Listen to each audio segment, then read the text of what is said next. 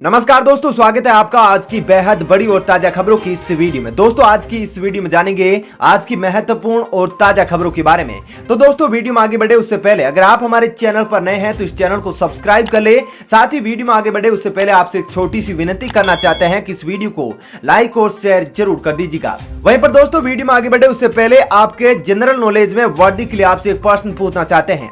आज आपको कमेंट करके बताना है कि भारत का क्षेत्रफल की दृष्टि से सबसे बड़ा राज्य कौन सा है। जी हाँ, कमेंट करके उस राज्य का नाम आप जरूर बताइएगा। तो चलिए दोस्तों बिना देरी किए फटाफट से जानते हैं आज की सभी बड़ी खबरों को। पहली खबर, कोरोना की दूसरी लहर, भारत में पीक पर आने की मिले संकेत, जानिए कैसे पता लगा सकते हैं आप। जी हाँ दोस्तों, वायरस ने तबाही मचा रखी है।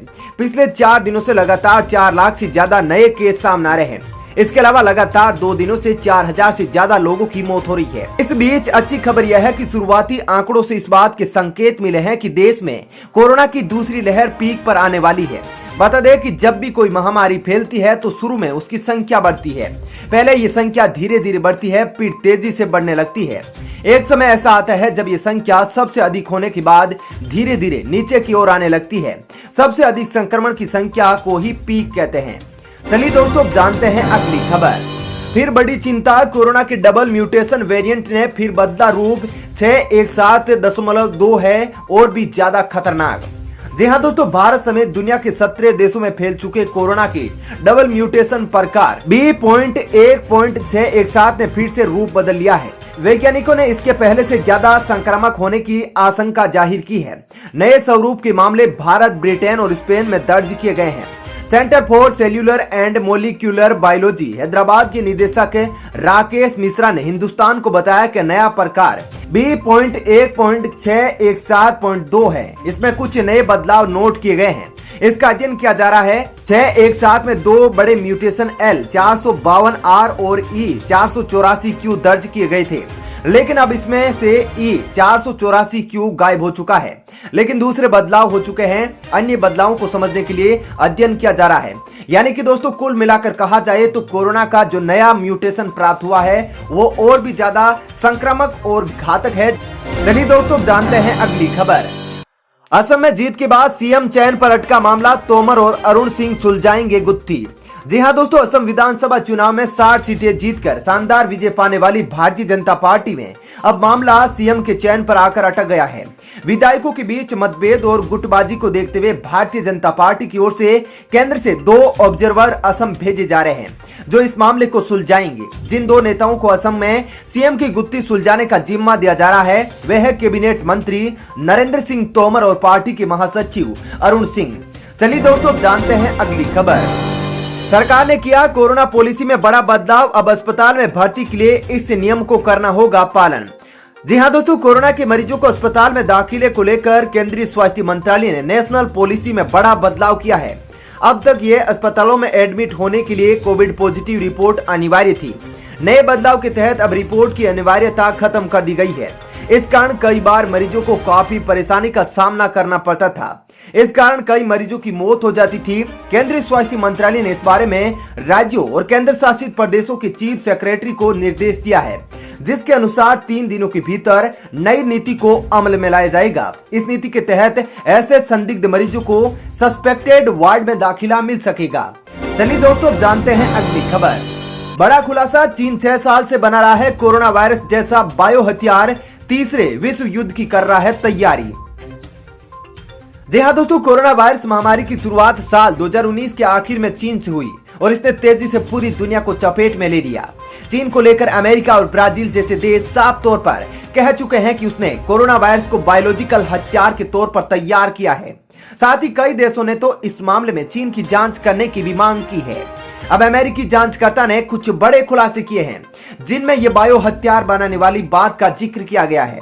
अमेरिकी जांचकर्ताओं के हाथ एक दस्तावेज लगा है जिसके आधार पर उन्होंने कहा कि चीन के वैज्ञानिक पिछले 6 साल से तीसरे विश्व युद्ध की तैयारी कर रहे हैं, जिसे कोरोना वायरस जैसे बायोलॉजिकल और जेनेटिक हथियारों से लड़ा जाएगा। दोस्तों आपको क्या लगता है, चीन वाकई में ऐसा हथियार बना सकता है? क्या वाकई में कोरोना वायरस चीन की एक साजिश है? आप कमेंट करके जरूर बताइएगा। चलिए दोस्तों जानते हैं अगली खबर। तमिलनाडु में कोरोना के खिलाफ एक्शन में आई डीएमके सरकार, 14 दिनों के संपूर्ण लॉकडाउन की घोषणा। जी हां दोस्तों, शनिवार को सरकार ने राज्य में 14 दिनों के संपूर्ण लॉकडाउन का ऐलान कर दिया है। खास बात यह है कि तमिलनाडु में एक दिन पहले ही संक्रमितों के रिकॉर्ड मामले दर्ज किए गए थे। इसके अलावा पड़ोसी राज्यों केरल और कर्नाटक में भी संपूर्ण लॉकडाउन जारी है। बीते शुक्रवार को डीएमके प्रमुख एमके स्टालिन ने मुख्यमंत्री पद की शपथ ली है। सत्ता में आने के साथ ही सरकार ने कोरोना वायरस के खिलाफ पाबंदियों का ऐलान किया है। चलिए दोस्तों, जानते हैं अगली खबर। 180 जिलों में सप्ताह भर से कोई नया मामला नहीं, इन 12 राज्यों में बढ़ रहे हैं सक्रिय मरीज। जी हां दोस्तों, कोरोना वायरस की दूसरी लहर में हर दिन लाखों लोग संक्रमित हो रहे हैं, लेकिन सरकार का दावा है कि देश की 180 जिलों में सप्ताह भर से कोई नया मामला सामने नहीं आया है। ठीक इसी तरह 18 जिलों में 14 और 54 जिलों में 21 दिन से नए मामले दर्ज नहीं किए गए हैं, जबकि 32 जिले ऐसे हैं जो रेड जोन से बाहर है। यहाँ बीते 28 दिन से कोई भी व्यक्ति कोरोना संक्रमित नहीं हुआ है। शनिवार को कोरोना महामारी की स्थिति को लेकर हुई मंत्री समूह की 25वीं बैठक में अधिकारियों ने बताया कि देश में 4,88,000 मरीज इस समय आईसीयू में हैं, जबकि 1,70,000 मरीज वेंटिलेटर और 9,02,000 मरीज ऑक्सीजन सपोर्ट पर बेड पर है। चलिए दोस्तों, अब जानते हैं अगली खबर।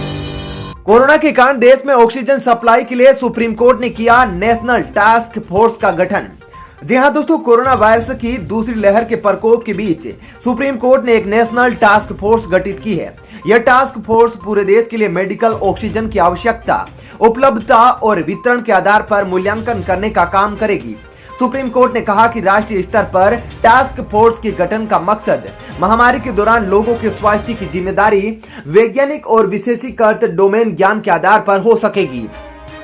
चलिए दोस्तों, अब जानते हैं अगली खबर। न्यूजीलैंड के आसपास गिर सकता है चीन का अनियंत्रित रॉकेट, अगले 12 घंटे बेहद महत्वपूर्ण। जी हां दोस्तों, धरती पर कोरोना महामारी के बढ़ते हमले के बीच चीन के अनियंत्रित रॉकेट का खतरा भी बढ़ गया है। ऐसा माना जा रहा है कि अगले 12 घंटों में चीन का यह रॉकेट धरती पर क्रैश कर सकता है। बता दें कि चीन का इससे रॉकेट से नियंत्रण पूरी तरह खत्म हो गया है। रॉकेट जिस तेजी और जिस दिशा की ओर बढ़ रहा है, उससे अंदाजा लगाया जा सकता है कि यह न्यूजीलैंड के आसपास कहीं भी गिर सकता है।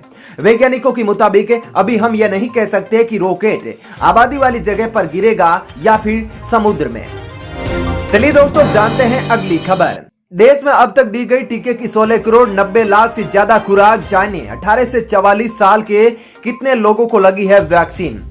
जी हां दोस्तों, भारत में कोविड-19 के खिलाफ टीकाकरण अभियान की शुरुआत से लेकर अब तक टीके की 16 करोड़ 90 लाख खुराकें दी जा चुकी है। केंद्रीय स्वास्थ्य मंत्रालय ने शनिवार को यह जानकारी दी है। मंत्रालय ने बताया कि शनिवार को देश के 30 राज्यों और केंद्र शासित प्रदेशों में 18 से 44 साल आयु वर्ग के 2,86,800 लोगों को कोविड-19 टीके की पहली खुराक दी गई है।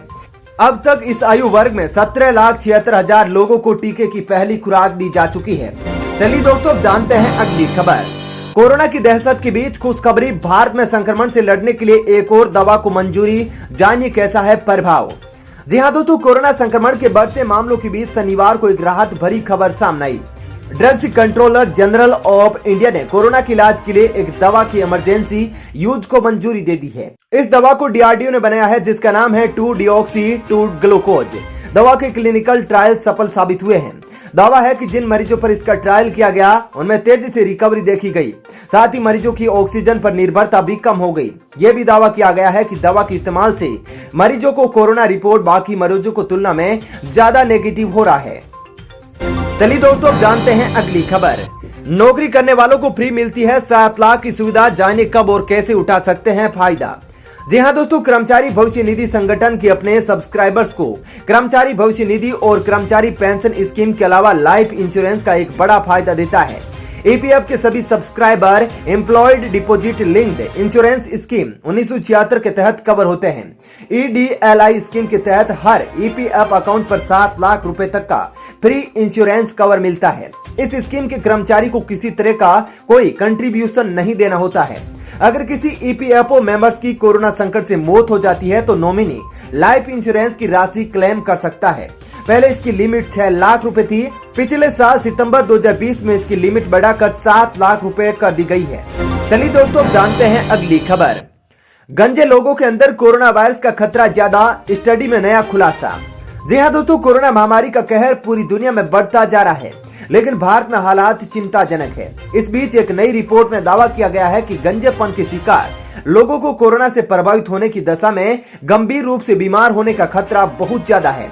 एक्सपर्ट्स के मुताबिक जिन पुरुषों में मेल हार्मोन सेंसिटिविटी लेवल 22 से ज्यादा है, वो आम लोगों के मुकाबले गंभीर रूप से 2.5 गुना ज्यादा बीमार हो सकते हैं। इस रिसर्च में 65 लोगों को शामिल किया गया, जिनमें आनुवंशिक तौर पर गंजेपन की बीमारी थी। चलिए दोस्तों, फिलहाल इस वीडियो में इतना ही। ऐसी ही खबरें देखते रहने के लिए आप हमारे चैनल को सब्सक्राइब जरूर कर लीजिएगा, साथ ही इस वीडियो को लाइक और शेयर जरूर कीजिएगा। धन्यवाद।